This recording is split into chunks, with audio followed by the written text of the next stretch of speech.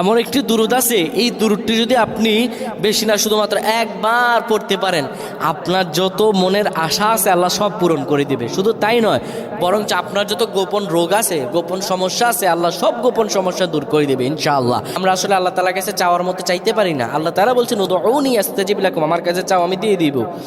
দুরূদ এটি কত গুরুত্বপূর্ণ, নবীজি আমার হাদিসে বলেন, মান সাল্লা ওয়াহিদান সাল্লাল্লাহু আলাইহি আশরা সালাওয়াত ওয়া হুত্তাত আনহু আশরা খতিবাত ওয়া রুফিআ লাহু আশরা দারাজাত।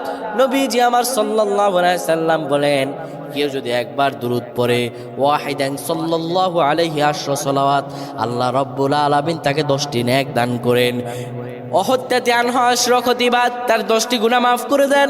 ওয়া রুফিআ লাহু আশরা দারাজাত, আল্লাহ তার 10টি সম্মান বৃদ্ধি করে দেন। সুবহানাল্লাহ। এত রহম, এত দয়া আল্লাহ রাব্বুল আলামিন করেন।